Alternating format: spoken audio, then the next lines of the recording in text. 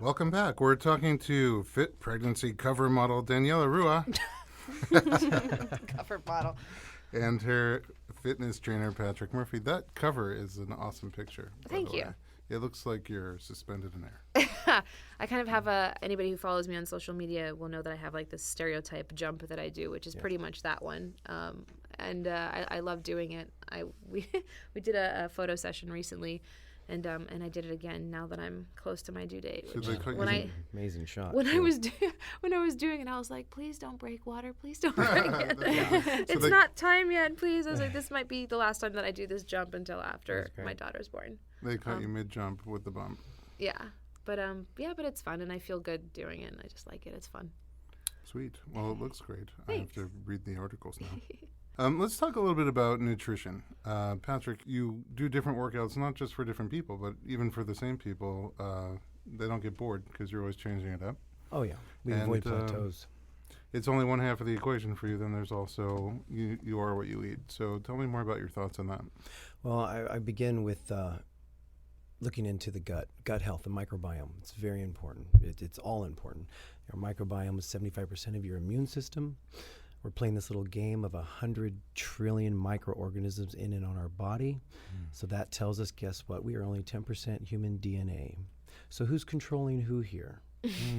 Why are you eating that food? Well, unhealthy bacteria craves the sugars, and the healthy bacteria craves the healthier foods. So when you make those choices that aren't good for you, is what I'm here to say is the microorganisms are telling the brain to make that decision, controlling you. Wow. Yes.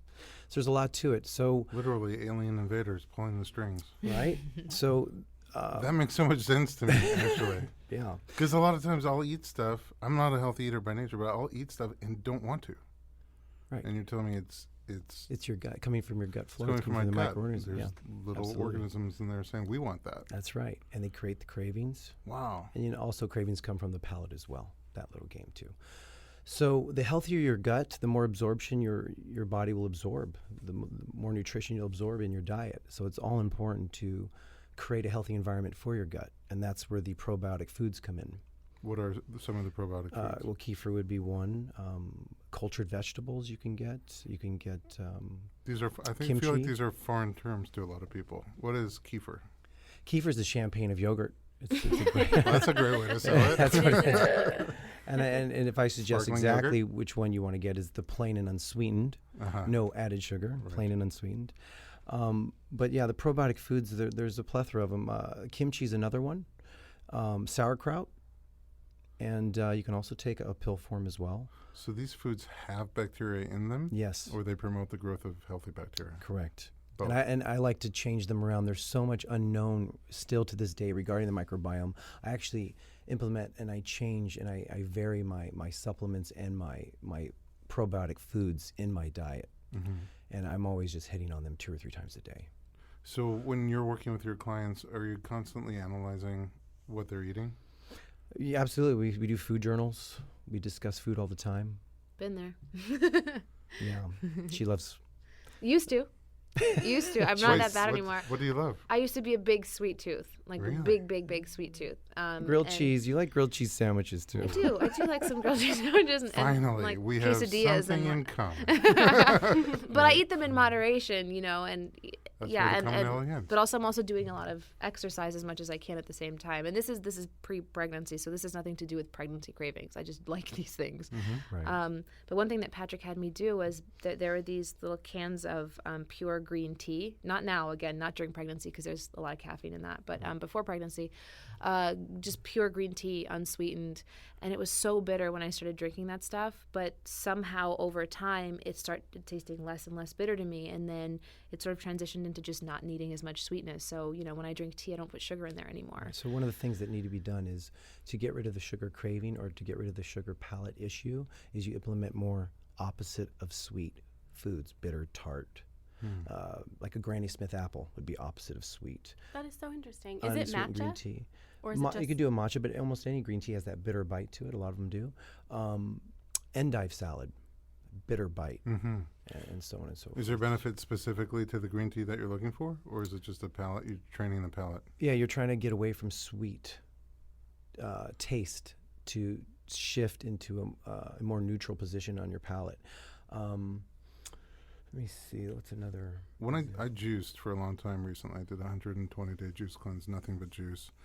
And it was incredible to me how I had to plow through the first 7 days. Crazy headaches, moody, like really. I guess my wife would probably say I'm moody anyway, but I felt moody. I didn't want to be around me for that period of time. I thought my brain was going to explode. It hurt so bad, and I was having diet soda all the time to stay awake, and a lot of sugar and fat. Yeah, you're definitely detoxing. Mm-hmm. I was sweating. I was like hardcore detox, and after 7 days, it kind of I hit a peak around 3 or 4 days. By 7 days, it was I could live with myself again, and by 10 days, gone, zero cravings. I would just have the juice. I'd stop thinking about all day. What am I going to eat next? And before that, it could be like Thanksgiving dinner. I'll sit at the table and eat everything, too much of everything, and I can't even breathe. And my brain is still thinking, what am I going to eat? What am I going to eat? What am I going to eat? After 10 days of juice cleansing, I didn't feel any of that. From day 10 to day 110, almost zero cravings. I would smell things in the office, people.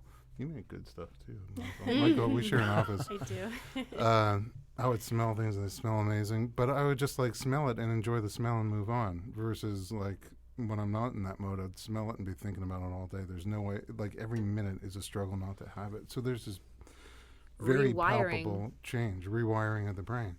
But it's like the switch is either on or the switch is off. There's very little in between for me, anyway. And when the switch is on, it's almost what you were saying, Patrick. I would love to take water with ice and squeeze lime in there, and just slowly sip the lime juice. It just carries me through. Like, who knew water can be satisfying? Another big one too. I want to mention is apple cider vinegar. I have people do shots of that who have really serious sugar problems. So opposite training of the palate. That's right. Specifically. That's right. Neutralizing it, getting rid of that sugar craving in your mouth and in your palate. And we have over 10,000 taste buds in our mouth, so we 10,000 taste buds. We have to shape. Do we get a craving for? Is the hope to get a craving for something less unhealthy, or just to get rid of cravings? Well, craving something less unhealthy is going to come from the gut and also the palate. So we're going to attack the palate and try to neutralize that with bitter, tart foods or beverages, and also go after the probiotics for the healthy gut. Two-pronged approach. You know, there's so I'm not certified or doctor or nutritionist, but there was something that I read. You could play one on TV. I could play one. I could pretend to be one. No, but there was this really interesting piece of information that I read in a book that was all about processed foods, and I guess there was some German scientist who suggested that maybe on our tongue, you know, the different areas of the tongue that are responsible for receiving different kinds of flavors, that the tip of the tongue was responsible for absorbing the sweetness. But that was just kind of a suggestion. It was misinterpreted because it turns out that although, you know, sour and tart and different things are in different sections of your tongue, the entire tongue absorbs sweetness. So we are so predisposed to want something sweet. Yeah, so much more than any other flavor. And, you know, that makes it even more of a, I guess, fight or struggle to try and fight that. Yeah. Yeah. Do you think working out has changes that as well? We're more psychological there. Like, well, the good news is the exercise is going to elevate your mood in a better way. So if you're a moody person or having a moody pregnancy, exercise is going to help your mood. You just pointed at me. It's also balanced hormones. The healthier you got, the more balanced hormones you have too. Let's talk a little bit about postpartum. You've already done it once, Dani, right? Yep. How was the transition for you? My doctor said for the first 6 weeks, stay put until your body goes back to its original position. All your insides are back where they're supposed to be. And then when I went for my 6-week checkups, she said, "You're fine. You're clear to start working out." And there were moments during those 6 weeks where I felt very sedentary, even though I was tired and I was breastfeeding a baby and I was, it, like I said before, like, it's tough to get started. It is what it is, you know. After the 6 weeks to pick back up. After any period of time. The end pretty much, yeah. I think I want to say that I worked out with Patrick probably, less than a week before my son was born. Yes. But pregnancy or not pregnancy, the point is whether it's much harder to get into shape than it is to lose that shape. So 6 weeks because of postpartum or just because I'm lazy or just because I'm working too much. The point is, it's always a little tough to restart. Right. You know, Yeah. but I also I like how Daniela's trying to appeal to the masses. The truth is, but as her trainer, she shows up and she kicks butt. She comes in and she's serious. Is it hard to push her? No. She sometimes asks for heavier weights. That's what I'm saying. Sometimes, yeah, that's what I'm saying. and It's there are hard. the other days where I'm like, Patrick, today is just one of those days where you need to like reduce the No, weight. but I'm always happy with the workouts when she leaves. Yeah, no, I am too. And even when I don't feel like it, I feel happy that I went. It's just like you were saying earlier, you know, it's like I may not want to be at the workout, but I feel really satisfied when it's done. When it's done, yeah. You know, but yeah, so it's a little bit tough to start, but once you start seeing minimal results or you have that energy, I mean, it will creep in. You know what I mean? I've had patients, actors, who have to be back on camera 6 weeks after they have the baby. So you must encounter that, Patrick, with your clients. If the doctors are saying no workouts, I've what got do to we follow do? that. I have to follow You follow it, Absolutely. no workouts at all? if that's what the doctor's saying. So all you we have gotta to go work by with that. is nutrition. Yeah, absolutely. Yeah, nutrition's, it's always, we should always be on point with that as much as possible. I mean, honestly, with the nutrition, I play that 10-90 rule. 10% of the time you can have whatever you want, but 10% in a month is only 3 meals in a whole month. Oh, wow. So I never take a day off. I'll take a meal off, but not a day off. So I try to get my clients, of course you can have whatever you want, but it's rare. If you wanna have Yeah, but something- I mean, is there nutritionally some kind of approach to balance needing to lose weight or wanting to? Well, to feel better? during pregnancy, I'm definitely not about, during pregnancy, it's never about a weight loss program, that's for sure. It's maintenance, strength, pain-free. When someone, depending on what they want, what their goals are, when they come to me after baby, it depends on the individual and how strict and how hardcore we want to go with this and how fast they have to get somewhere.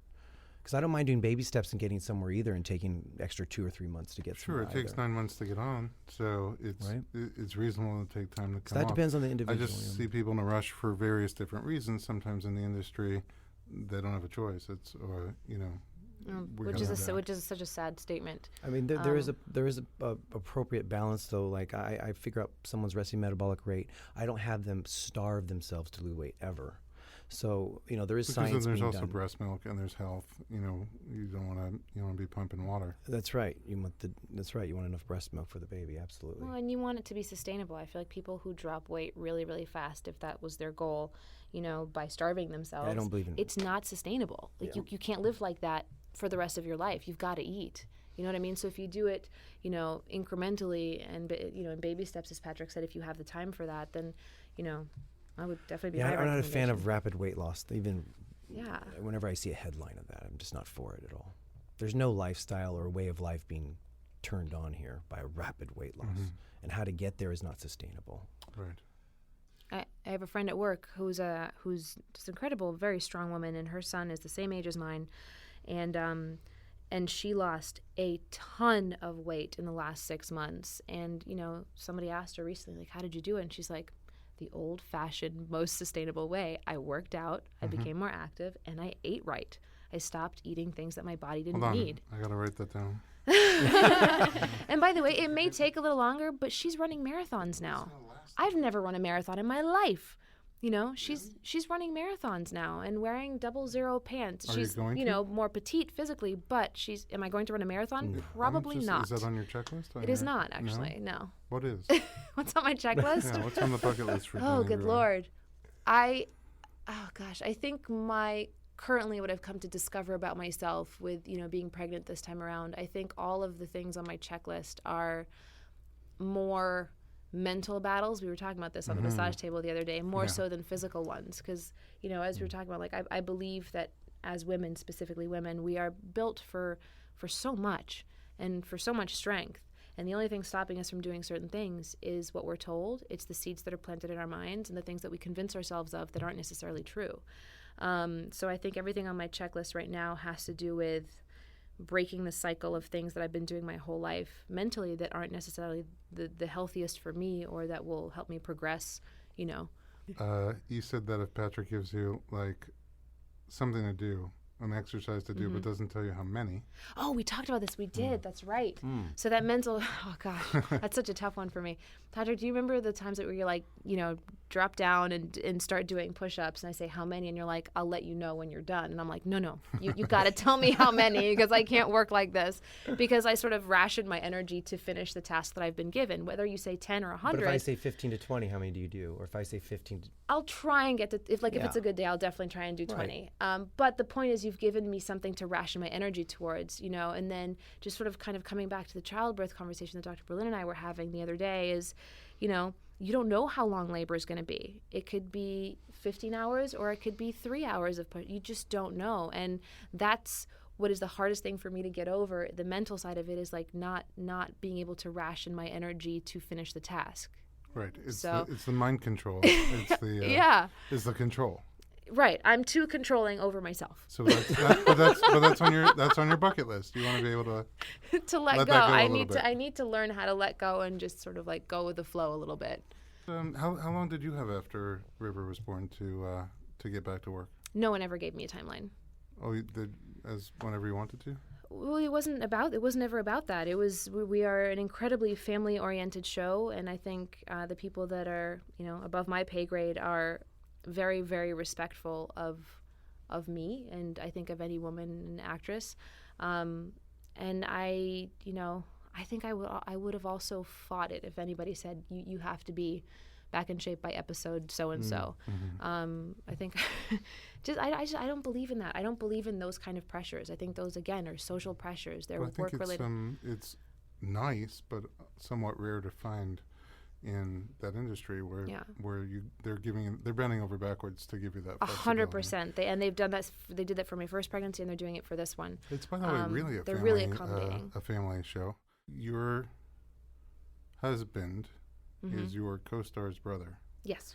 Which is a family show. And his stunt double. And his stunt double. How did that all come about? Because you started, what happened first? Did you meet your husband or did you start working on the show? No. I started working on the show, and towards the end of season 1, Eric joined us, who plays Deeks on the show, my partner and romantic partner, I guess, towards the end of season 1, and they were starting to plant the seeds of these two maybe starting to flirt and banter with each other, and it kind of grew from there. And then at some point during maybe the end of season 2, I don't remember exactly where in the show, but I had definitely established a character relationship with Eric at this point when I met my husband.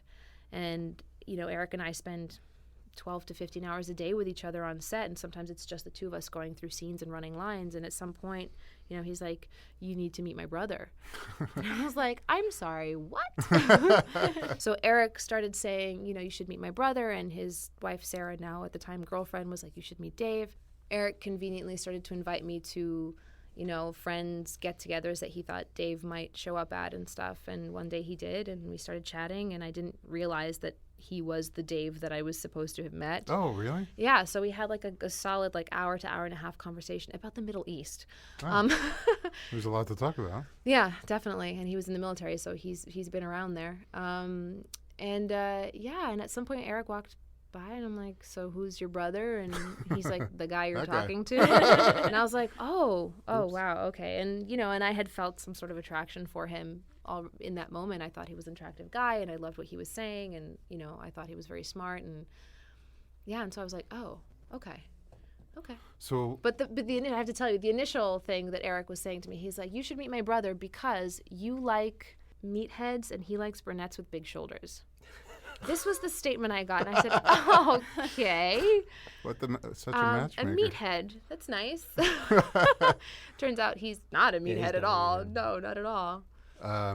So I am a brunette with big shoulders, though. I mean, that is a fact. Well, that's half of it, right? What? So for a while, your character is romantically involved with your co-star's brother. Is that awkward at all? I think the characters spent so much time flirting and bantering, and then out of the blue, no one told us about it. There was this scene that they wrote in where they kissed for the first time, and I feel like, I can't speak for Eric, but I know that for myself, I was a little thrown off just because we actually didn't think that they would ever get to that point, because we always feel like, well, once you get to a certain point in a relationship, where do you go from there in a TV show that could go for 15 years for all you know? So I was like, oh, okay, didn't expect this. And yeah, I certainly felt awkward in the beginning. I did. Yeah. I don't know about Eric, but I did. But you told me production was great at that time. Oh. And they almost said one take, just get this over with. Boom, bam. They were One kiss, one- fantastic. Yeah, yes, nobody was trying to extend anything longer than it had to. I mean, and now after 8 years, this was probably 5 years ago, it's just kind of the characters in a relationship. You do the scene, you do what you have to do, and you try and make it the best you can and most believable that you can, because you owe the audience this, who's been keeping up with you for 8 years. And there are a lot of fans of this relationship, and you don't want to disappoint anybody. And it's only fair. Like, these characters deserve to be together. They've gone through obstacles. They've fought through a lot of stuff throughout their building of this relationship, and they deserve to be together. It is what it is. It's not their fault that you and Dave actually No, fell in exactly. You're not love. going to ruin a show's plot because I Can we happen to imagine get the married. family jokes, though, at the family get-togethers now? It's actually not talked about at family get-togethers Well, very you guys are- much. You guys are very tight, right? I mean, Yeah. as families, first of I all, you're love my having- sister-in-law, and you're having babies at the same time. my gosh, yes. Right. You guys Twice. get together and work out and do things. That, absolutely, yeah. So you're a close family. It's really Absolutely. I love my in-laws, and Dave loves my parents. I mean, yes, we are a very, very close-knit family. And, yeah, it's interesting because Eric started off as a colleague. He became a very good friend. He became a confidant for me. And then he became family. So it was actually Eric also. Yeah, it was Eric so and Dave organic. are different from each other. And Dave and Eric? yeah, Oh, night and day. but they're both great. And Yeah. we're going to have to drag them in here at some point. We are going to take a quick commercial break. Don't go anywhere. We'll be right back.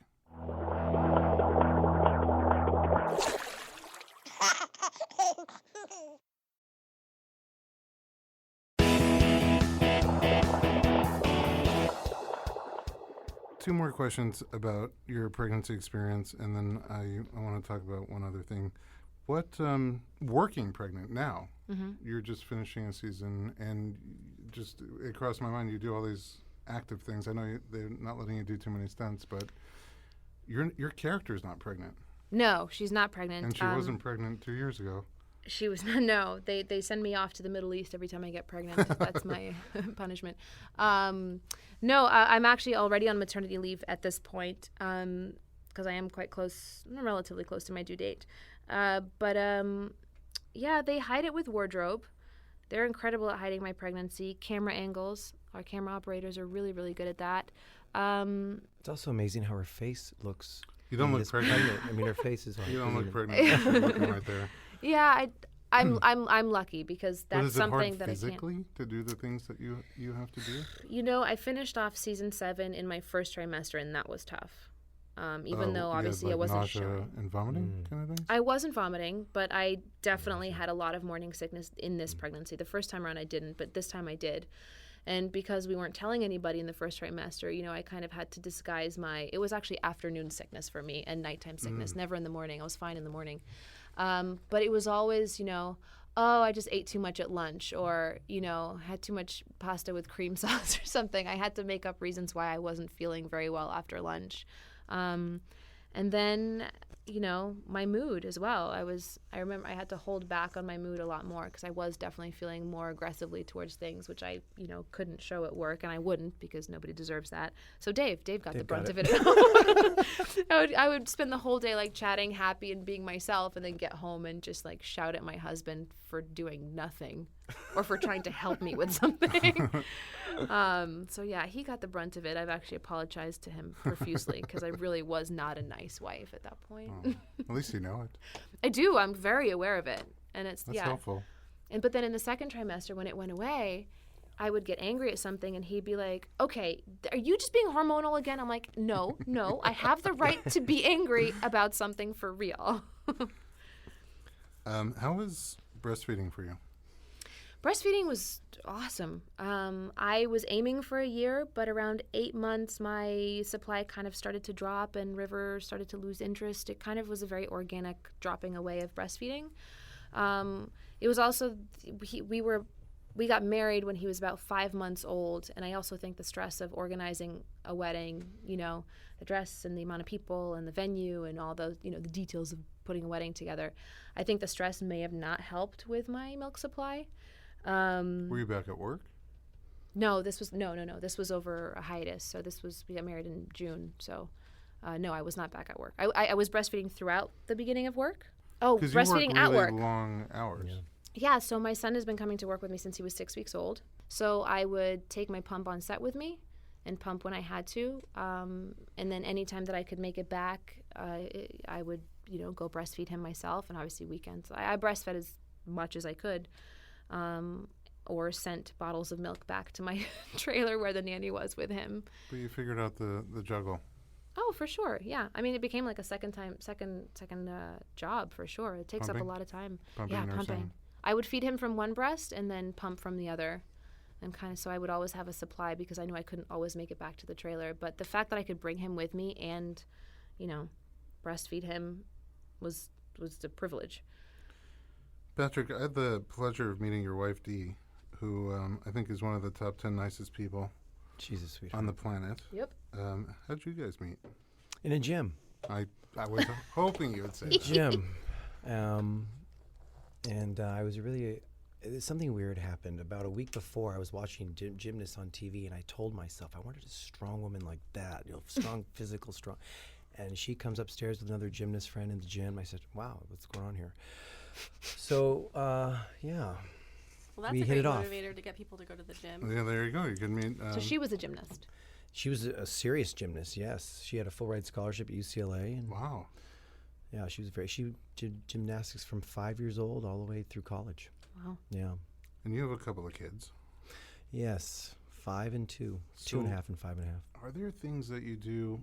You're both very active, but are there things that you do specifically early on at this age to get kids more excited about fitness or kind of down a healthier path? Absolutely. We What have kind our of kids things? involved in so much.